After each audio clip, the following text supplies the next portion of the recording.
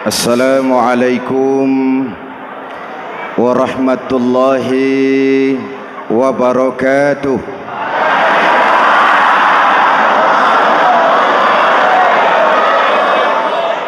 Alhamdulillahi rabbil alamin.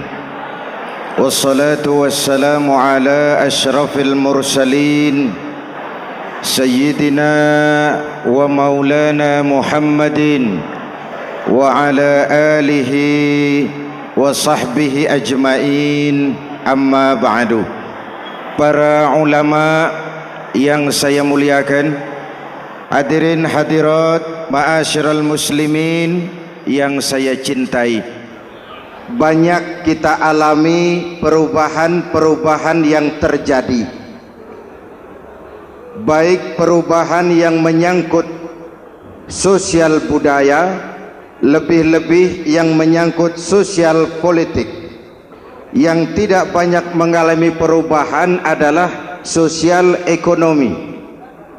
Bahkan angka kemiskinan kita naik menjadi 3/5 dari total penduduk kita hidup di bawah garis kemiskinan, dan 20% diantaranya miskin mutlak.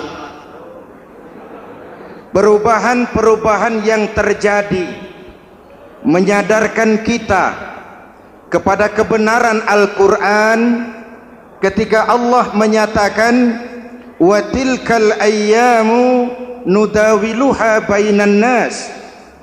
Hari itu kami putar di antara manusia. Ada saat datang, ada waktu pergi. Ada hari lahir, ada saat kembali. Ada waktu dilantik, ada saat menyerahkan jabatan. Hari kami putar di antara manusia dan hidup cuma sekadar menunggu giliran. Soalnya kemudian di tengah perubahan-perubahan yang terjadi begitu cepat, what must we do now?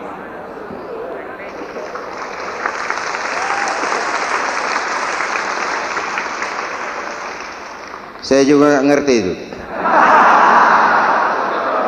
Yang penting kan penampilan.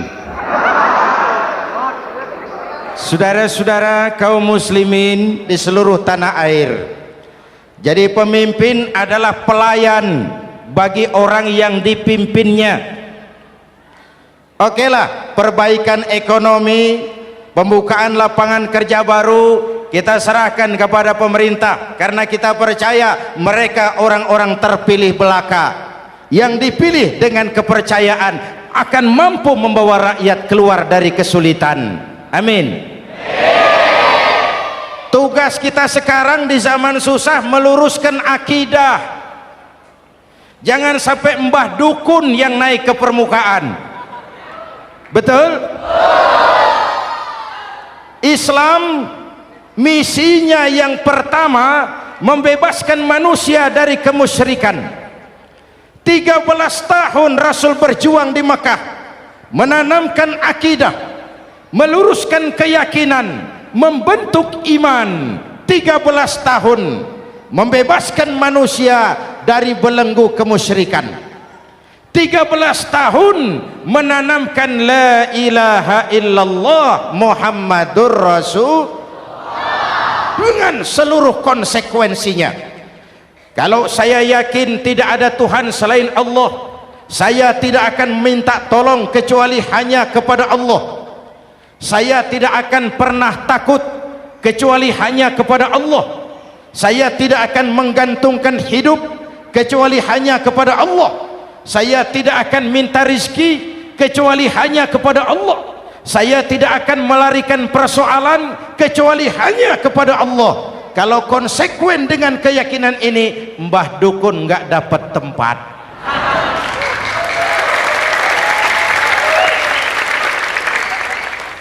Akur? Ayo lihat secara sederhana. Saya sandaran di tiang, tiangnya ambruk, sayanya jatuh. Saya sandaran di tembok, temboknya runtuh, saya juga runtuh. Saya sandaran kepada orang kaya, dia jatuh miskin, saya bangkrut. Saya sandaran kepada jenderal, dia pensiun, saya selesai. Tapi kalau saya sandaran hanya kepada Allah, Allah tidak akan pernah miskin, Allah tidak akan pernah lumpuh, Allah tidak akan pernah terpuruk, dan Allah tidak akan pernah berkurang kekuasaannya.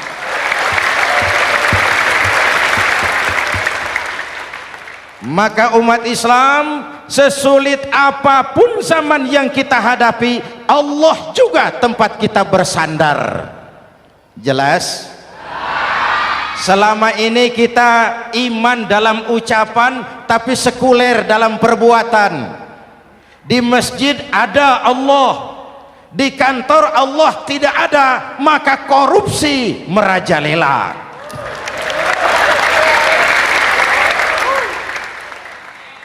Di masjid ada Allah, di pasar Allah tidak ada, maka timbangan tetap curang. Kita iman dalam ucapan tapi sekuler dalam perbuatan. Oleh karena itu, sesulit apapun zaman yang kita hadapi, iman jugalah pegangan kita, Allah juga tempat kita bersandar. Boleh zaman berubah, akidah jangan sampai goyah. Karena iman kita hidup, untuk iman kita berjuang, dan dalam iman kita ingin kembali menghadap Allah Subhanahu. Selama ini manusia Indonesia kita lebih banyak diisi otaknya, hati sering kosong, agama dangkal, akidah rapuh, moral rendah. Memang kemudian muncul banyak orang-orang pintar, cuma sayang tidak benar. Indonesia kita bangkrut, Indonesia kita terpuruk, Indonesia kita sakit parah kalau diurus orang yang cuma pintar tapi tidak benar. Kita perlu orang-orang pintar, tapi kita lebih perlu orang benar. Jelas? Kalau cuma pintar tapi tidak benar, itu yang sering saya sampaikan, nanti disuruh ngurus beras malah nimbun beras.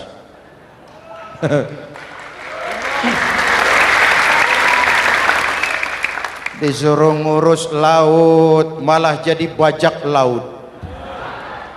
Disuruh ngurus hutan rame-rame jadi orang hutan. Jutaan hektar hutan Indonesia kita ini merupakan kekayaan sumber daya alam kita yang harus digunakan bagi sebesar-besar kemaslahatan rakyat. Yang disuruh ngurus hukum malah bikin hukum seperti pisau, tajam ke bawah, tumpul ke atas.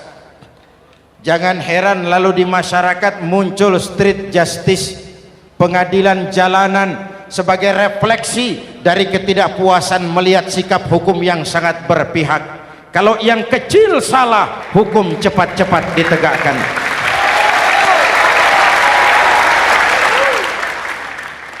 Lihat saja sekarang ini, kalau orang terkenal banyak uang, punya masalah, antri yang bela. Betul? Tapi saudara lihat si Marsinah di Jawa Timur, si Sengkon dan Karta di Jawa Barat, si Udin Bernas wartawan Jogja, terseok-seok mencari keadilan, sampai hari ini urusannya masih remeng-remeng. Kenapa bisa begitu? Jawabannya sederhana, tidak ada fulus. Ada fulus mulus, tidak ada fulus manfus. Betul? Jangan sampai para penegak hukum kita terjebak pada lagu baru, maju tak gentar membela yang bayar. Biar bertentangan dengan nurani, biar bertentangan dengan public opini, biar bertentangan dengan rasa keadilan. Siapa yang bayar itulah majikan, mau benar atau salah belain terus. Kalau seperti inilah hukum kita, mafioso keadilan akan tetap gentayangan. Hadirin yang saya hormati, 13 tahun beliau berjuang di Mekah meluruskan keyakinan, memantapkan akidah, meneguhkan iman. Dari situ segalanya dimulai dan ke situ segalanya akan menuju. Intan paling mahal, mutiara paling berharga tidak lain adalah nilai-nilai keimanan. Kalau itu sudah tergadai, apalagi yang bisa kita banggakan dalam kehidupan ini? Kita merasa harta kita berharga, belum ada artinya ketimbang iman. Kedudukan kita punya nilai pun belum ada artinya ketimbang dengan nilai-nilai keimanan. Itu intan paling mahal, itu mutiara paling berharga. Harta baru ada manfaatnya kalau dilandasi dengan iman. Jabatan dan kedudukan baru terasa gunanya kalau dilandasi dengan keimanan. Kalau jabatan lepas dari iman, yang akan lahir Fir'aun baru. Jelas? Kalau harta terlepas dari iman, yang akan muncul adalah konglomerat Korun. Kalau ilmu pengetahuan terlepas dari nilai dasar keimanan, maka yang akan muncul adalah ilmuwan pelacur yang menyalahkan yang benar, membenarkan yang salah untuk kepentingan pribadi. Dan kondisi seperti itu tidak akan membuat kita makin sehat. Oleh karena itu, pada kesempatan ini, pesan pertama saya, menghadapi zaman susah tetap jaga akidah, tetap pelihara keyakinan. Kesulitan bukan untuk ditakuti, untuk diatasi. Hidup adalah kerja keras, bukan keajaiban. Perubahan tidak akan datang hanya dengan simsalabim abragadabra. Perubahan tidak akan muncul hanya dengan berandai-andai. Perubahan tidak akan turun dari langit seperti turunnya embun di waktu malam. Perubahan adalah kerja keras, sehingga Al-Quran membimbing kita, innallaha la yughayyiru ma biqaumin hatta yughayyiru ma bi anfusihim. Allah tidak akan mengubah keadaan suatu bangsa kalau mereka tidak mau mengubah apa yang ada di dalam diri mereka. Yang ada di dalam diri itu rule of thinking, state of mind, cara kita berpikir, cara kita memandang kehidupan, cara kita mengatasi persoalan. Hadirin yang saya hormati, inilah iman. Berangkat dari ini kita menyadari ini ujian buat kita rakyat. Dan kita rakyat Indonesia ini kalau sama susah sih sudah kenyang. Ya Pak? Ya Pak? Kita ini sebagai bangsa mengalami apa yang disebut oleh Bung Karno up and down, naik turun, timbul tenggelam, pasang surut. 350 tahun dijajah oleh Belanda, kita susah. Berangkat Belanda masuk Jepang, susah lagi. Pergi Jepang datang nikah, susah lagi. Lalu kita merdeka, dirongrong oleh berbagai pemberontakan, susah lagi. Makan bulgur antri minyak. Lalu PKI berontak, susah lagi. Muncul orde baru, lama-lama susah lagi. Orde baru selesai, naik reformasi, mulai repot nasi, susah lagi.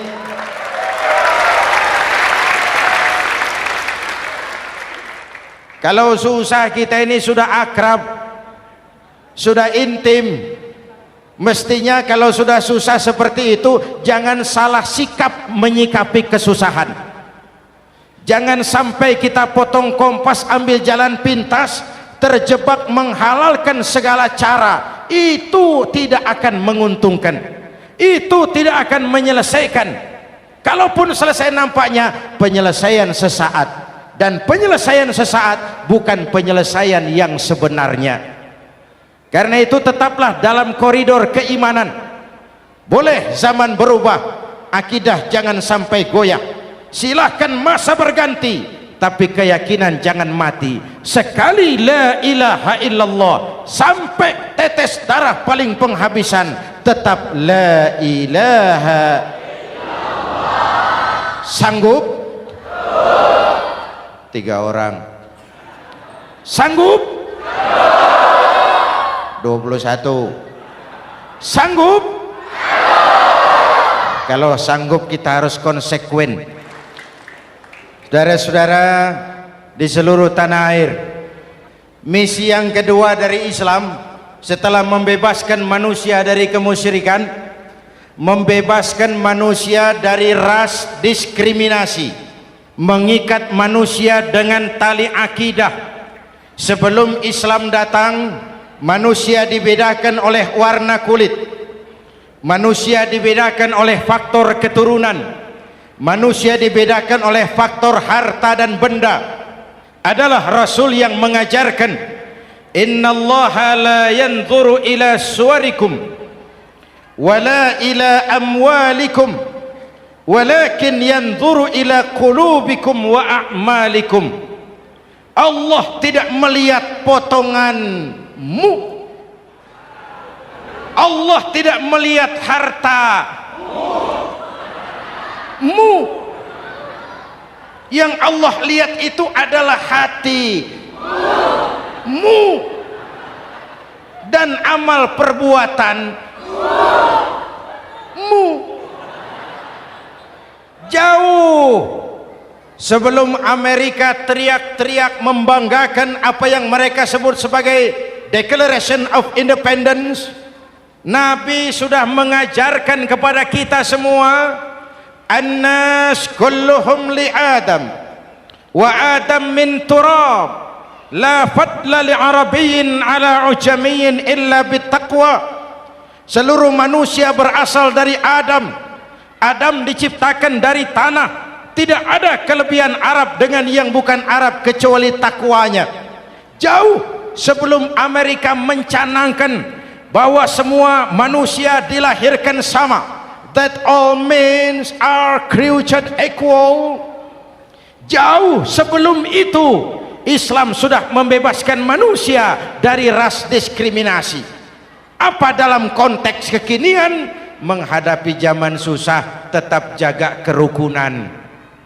Ya Pak, ya Bu, oi Bu. Menghadapi zaman susah tetap jaga kerukunan, baik antar umat seagama, antar umat beragama, maupun antar umat beragama dengan pemerintah. Menjaga kerukunan, jangan saling sikat sikut di antara kita.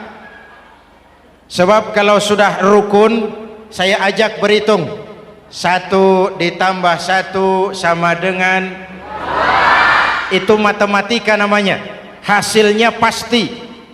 Tapi angka sosial hasilnya aneh.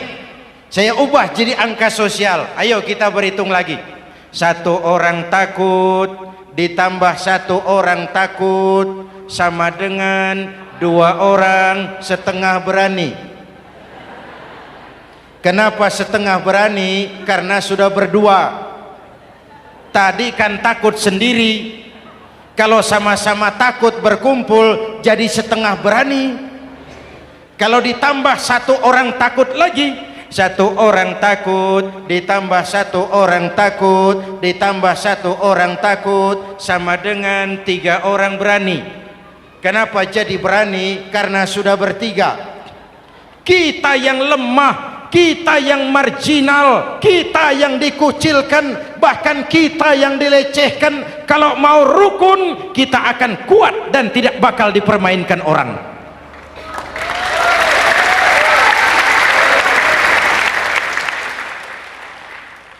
Tapi kalau rukunnya yang satu mau menikam yang lain, saya ajak berhitung lagi. Yuk berhitung yuk. 1 ekor ayam ditambah 1 ekor musang sama dengan 1 ekor musang. Kemana ayamnya? Dimakan musang. Betul nggak nih hitungan?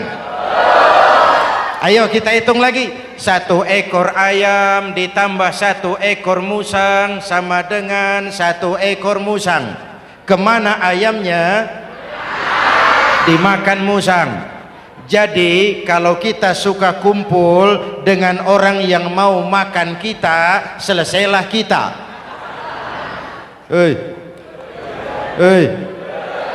Maka kalau merasa kita ini ayam, yuk kumpul sama-sama ayam, pulang ke kandang ayam. Kalau ada ayam kumpul ke kandang musang, itu namanya ayam minum baygon. Jelas? Menjaga kerukunan. Pertama, antar umat seagama, sesama muslim harus saling menjaga, harus saling memelihara. Baik dia muslim yang jadi kapolri, baik dia muslim yang jadi kasat, baik dia muslim yang jadi pengusaha, baik dia muslim yang jadi petani, nelayan, guru, semua komit menjaga semangat kebersamaan, rukun antar umat seagama. Jelas? Jelas? Hadirin yang saya hormati, atas dasar itu saya ingatkan kembali, kita semua ingin persoalan terorisme dilepaskan kaitannya dari agama manapun. Tidak ada kaitannya terorisme dengan Islam, dengan Kristen, dengan Hindu, dengan Buddha. Tidak ada kaitannya terorisme dengan pondok pesantren.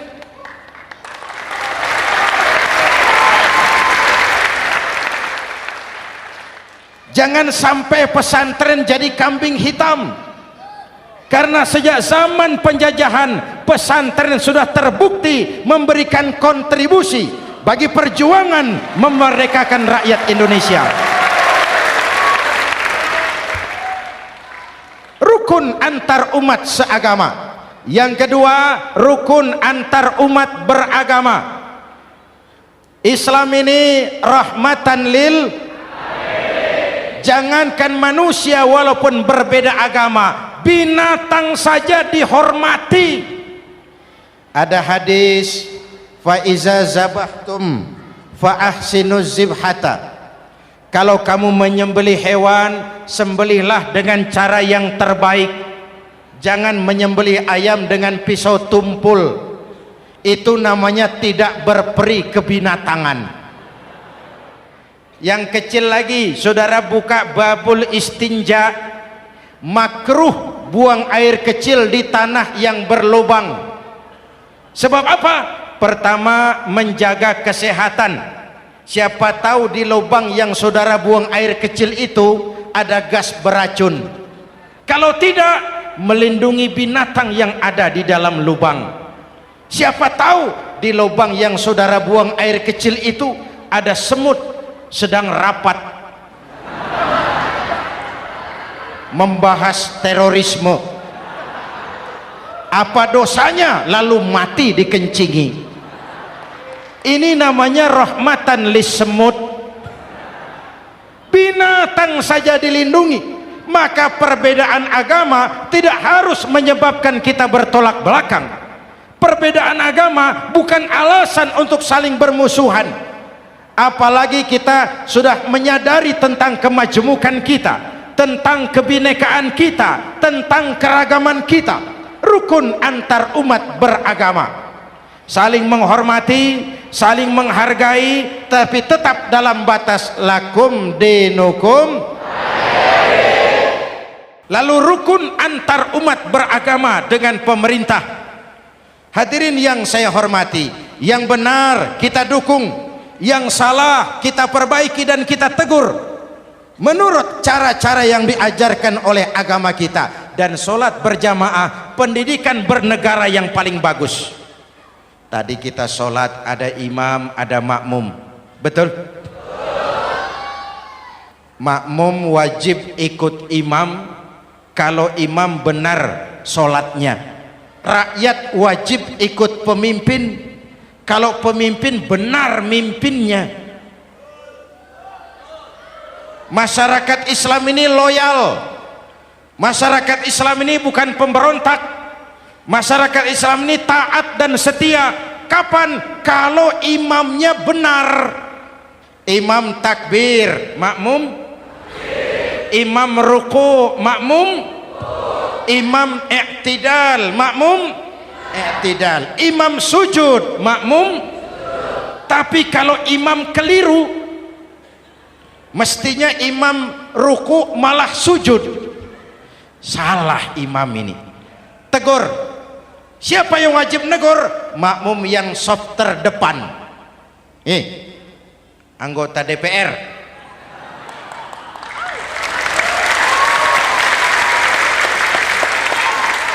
Ini wakil-wakil makmum ini, saf di depan ini. Kalau imam keliru, mereka paling tahu.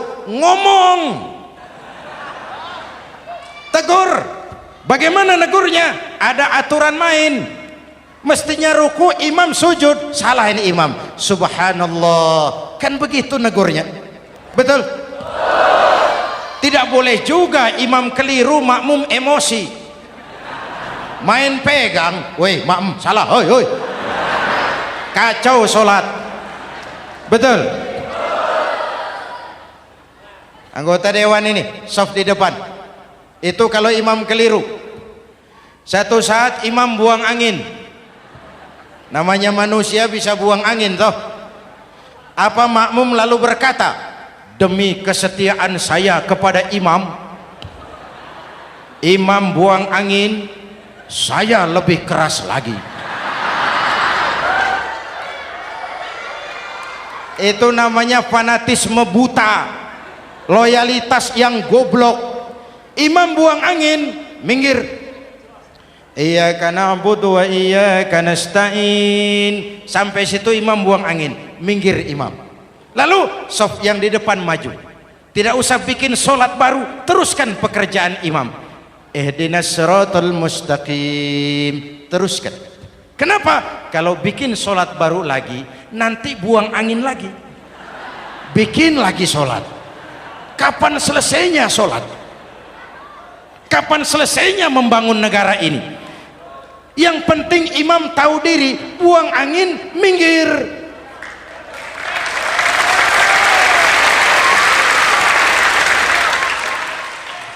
Ini kacaunya solat berjamaah kita sekarang, kacaunya negeri kita sekarang. Banyak imam sudah buang angin, gengsi. Diam aja merasa nggak punya salah. Dikasih tahu sama makmum, imam tadi buang angin ya, malah jawab sedikit. Apa kalau sedikit lalu tidak batal solat itu?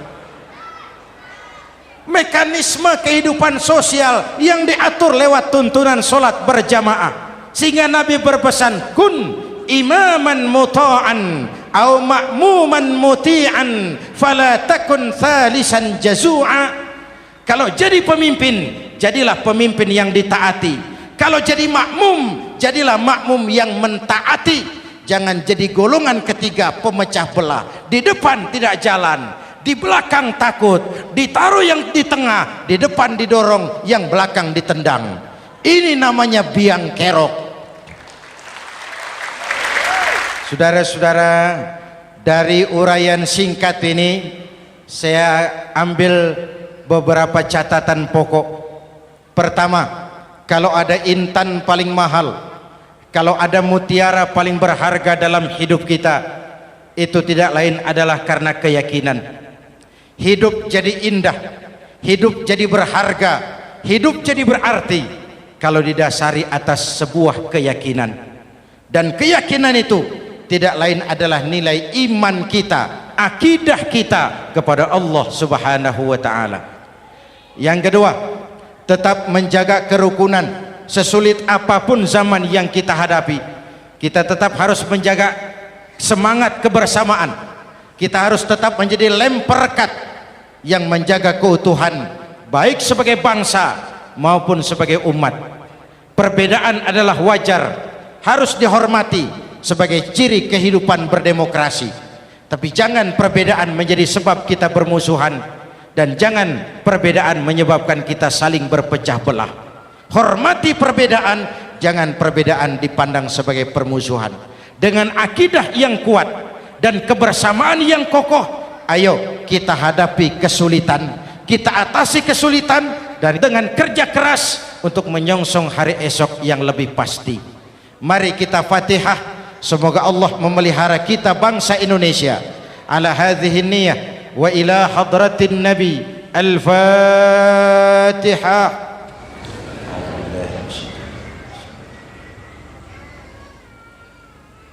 Iyyaka na'budu wa iyyaka nasta'in ihdinas siratal mustaqim siratal ladzina an'amta 'alaihim.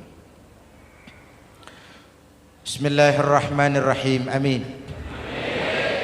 Alhamdulillah Rabbil Alamin. Allahumma salli wa sallim mubarak ala Sayyidina Muhammadin wa ala alihi wa sahbihi ajma'in. Allahumma Rabbana taqabbal minna salatana wa siyamana wa qiyamana wa takhashu'ana wa ta'abbudana wa tammim taksirana ya arhamar rahimin. Allahumma aslih man fi salahihi salahul muslimin. Allahumma ahlik man fi halakihi salahul muslimin. Allahumma Rabbana la tu'akhizna in nasina aw akhtana. Rabbana wa la tahmil alaina isran kama hamaltahu ala alladhina min qablina. Rabbana wa la tuhammilna ma la taqata lana bih wa'fu 'anna waghfir lana warhamna anta maulana fansurna 'alal qaumil kafirin. Allahumma ij'alna minas su'ada'il makbulin wa la taj'alna minal ashqiya'il mardudin. Afdalu ma qultuhu ana wan nabiyyuna min qabli la ilaha illallah.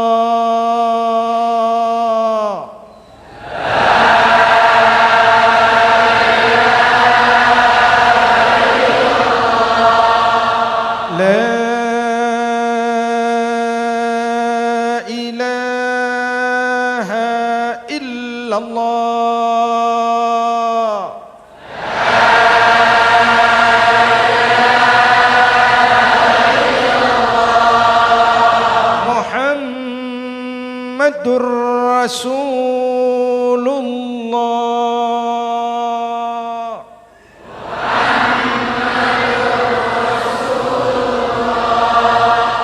Sallallahu alaihi wa alihi wasallam. Kalimatu haqqin 'alaiha nahya wa 'alaiha namut wa 'alaiha wa biha nub'atsu insyaallah minal aminin minal aminin minal aminin rahmatika ya arhamar rahimin. Sallallahu ala Sayyidina Muhammad wa ala alihi wa sahbihi ajma'in. Ana rabbika rabbil izzati amma yasifun. Salamun alal mursalin. Walhamdulillah rabbil alamin. Jumpa lagi di lain kesempatan insyaallah. Wassalamualaikum warahmatullahi wabarakatuh.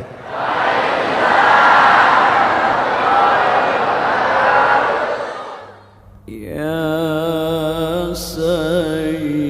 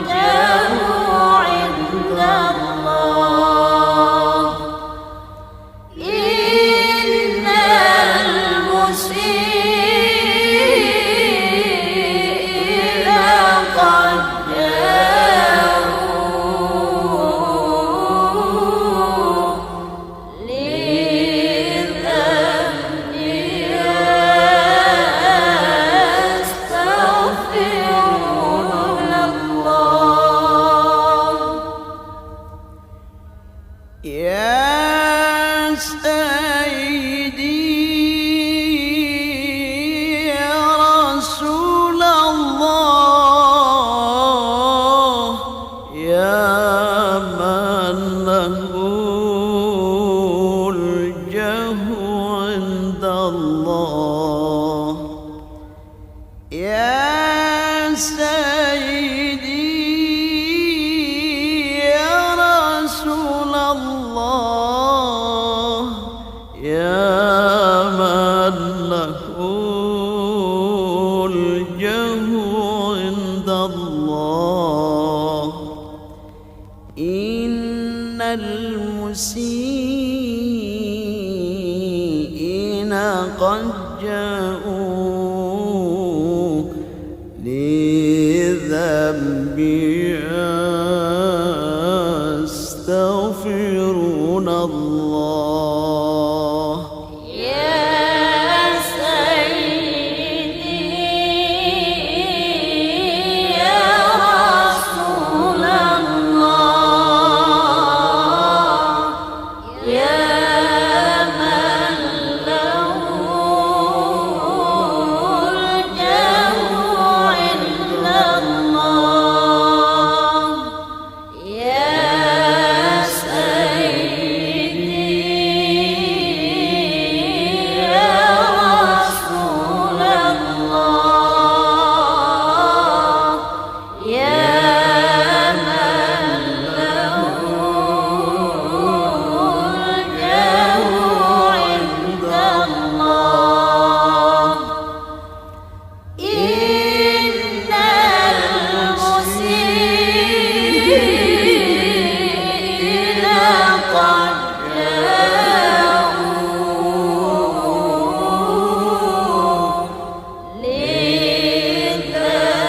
لذنبي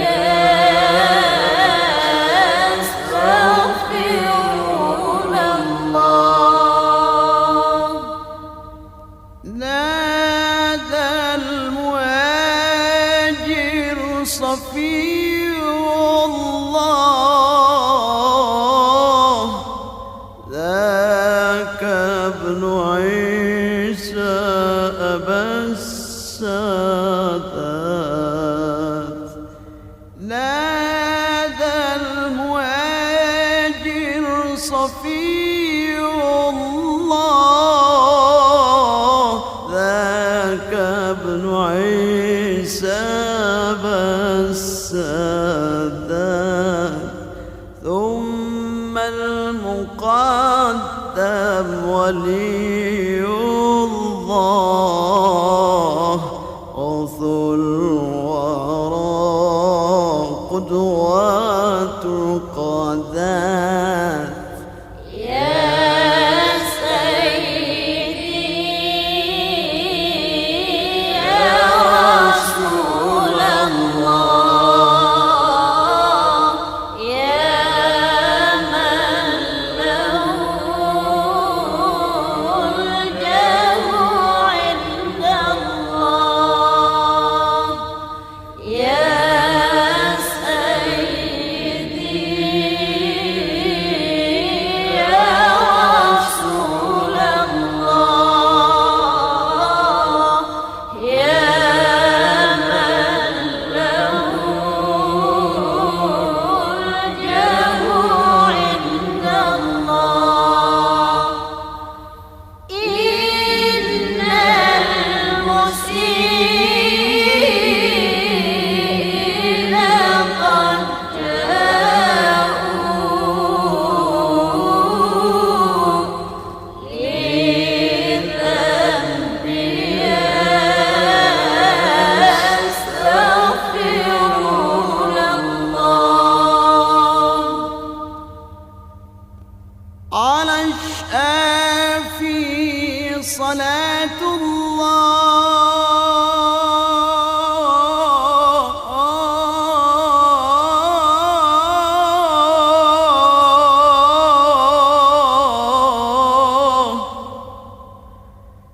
على الكافي سلام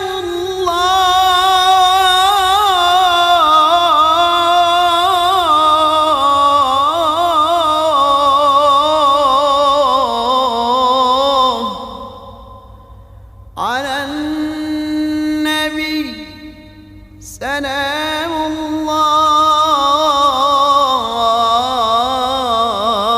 الله وصلاته على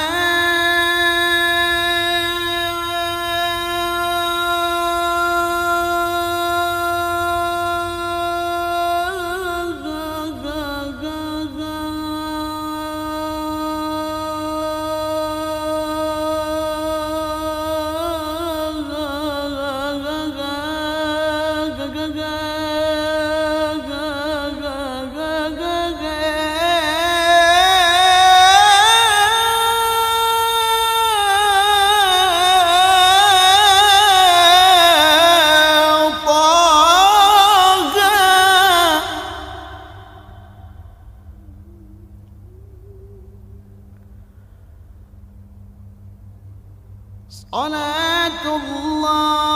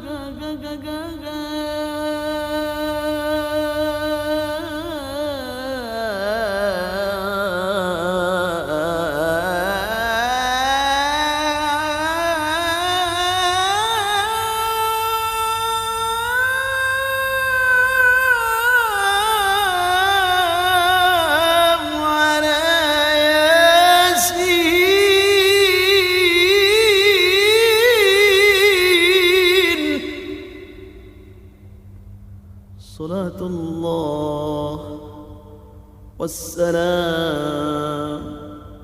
على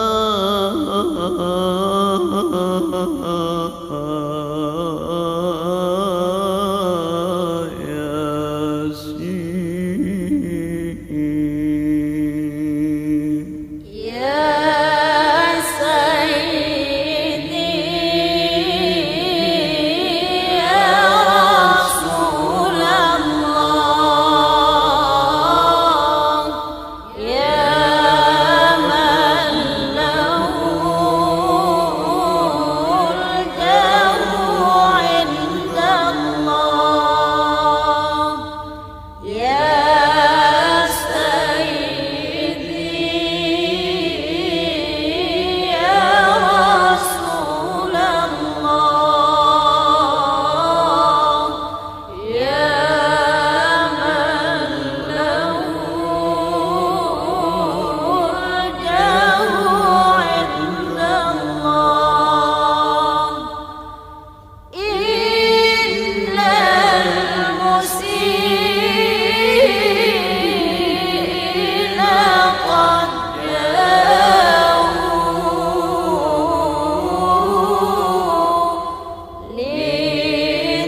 لذنبي يستغفرون الله صلاة الله على طه صلاة الله على المصطفى صلاة الله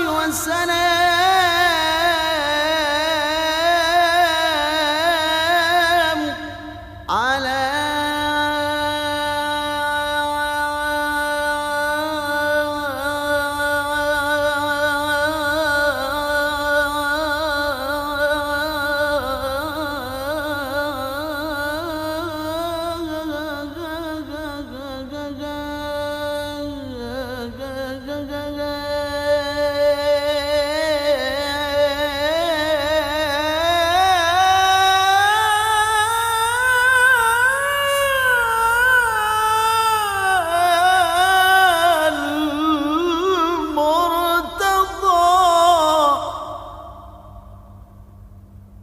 صلاة الله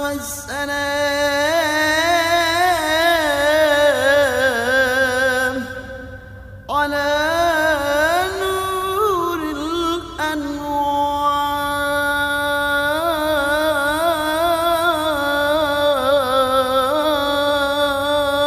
الأنوار يا سيدي